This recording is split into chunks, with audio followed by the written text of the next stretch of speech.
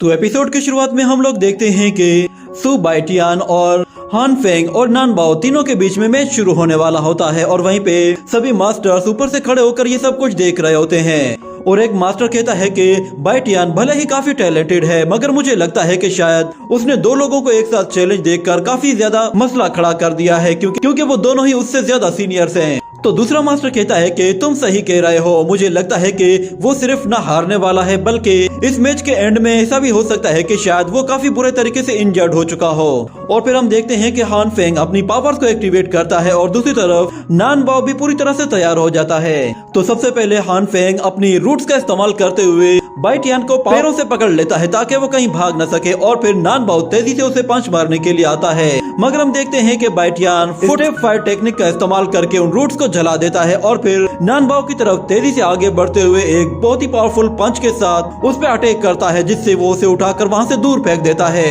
ये देखकर सब लोग चौंक जाते हैं क्योंकि नान बाओ को हैंड टू हैंड फाइट में टक्कर देना किसी के भी बस की बात नहीं होती। और हम देखते हैं कि बाइटियान अपने उस बीस्ट को भी समन कर लेता है जिसके बाद नान बाओ हान फेंग से कहता है कि तुम फ्रंट से अटैक करो, मैं तुम्हारे पीछे आऊंगा। ये सुनते ही हान फेंग फौरन से आगे आ जाता है और वो नान बाओ की तरह तेजी से हमला करने के लिए जाता है। तो इस मर्तबा बाइटियान अपनी पूरी ताकत के साथ उसे एक जबरदस्त पंच मारता है तो दोनों के पंचेस एक दूसरे से टकराते हैं और हम देखते हैं कि हान फेंग नान बाओ के ऊपर आकर गिर जाता है और बाइटियान उन लोगों के पास आकर कहता है कि क्या तुम दोनों में बस इतना ही दम है? तुम लोग खुद को सीनियर कैसे कह सकते हो? और मास्टर को लगा कि शायद तुम लोग हमें सिखाओगे मगर लगता है कि शायद तुम लोगों को खुद भी सीखने की जरूरत है। तो अपनी बेइज्जती होता देखकर हान फेंग गुस्से में कहता है कि तुम ज्यादा एरोगेंट होने की कोशिश भी मत करो, अभी ये खेल खत्म नहीं हुआ। ये कहकर वो वापस से खड़ा हो जाता है और उसे देखकर नान बाओ को भी जोश आ जाता है और वो उसके साथ वज्रा पंच टेक्निक का इस्तेमाल करता है। तो हम देखते हैं कि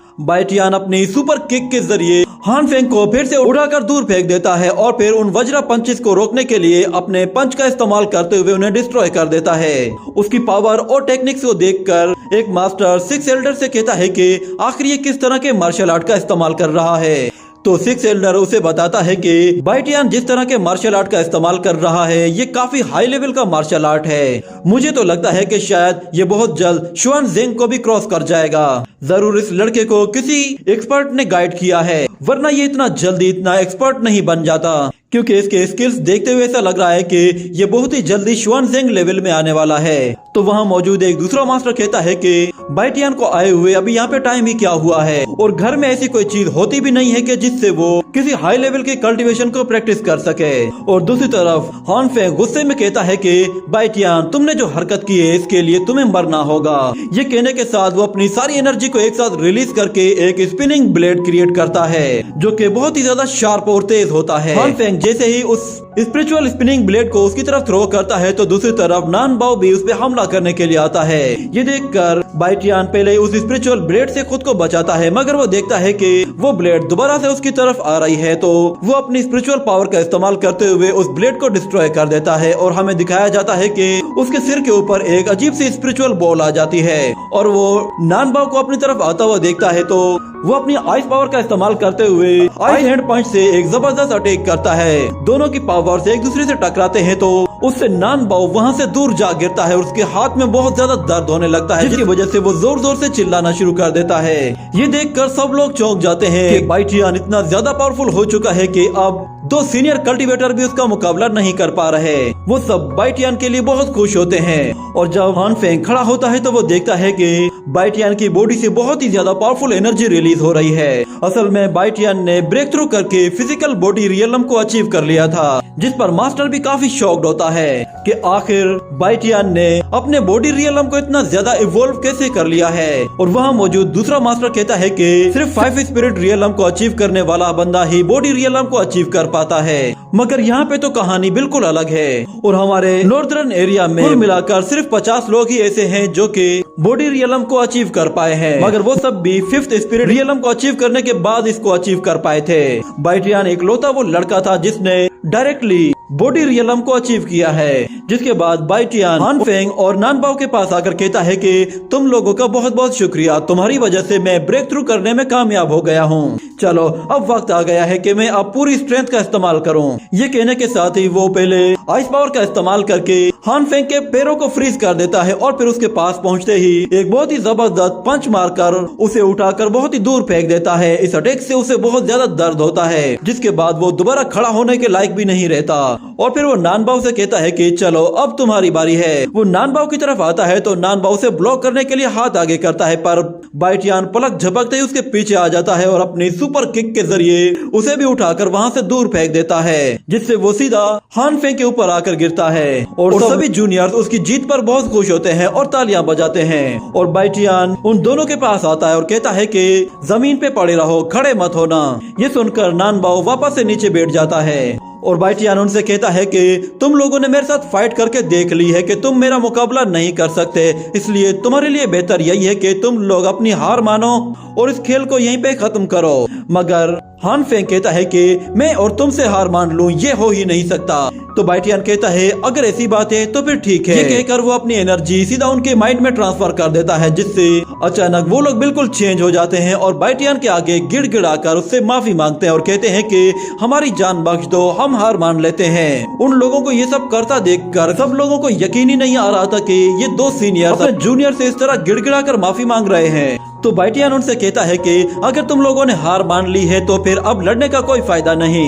ये कहने के बाद वो 6 एल्डर के पास आता है और कहता है कि मैं अपना मैच जीत चुका हूँ, उम्मीद है कि आप मुझे मेरा रिवॉर्ड दे देंगे।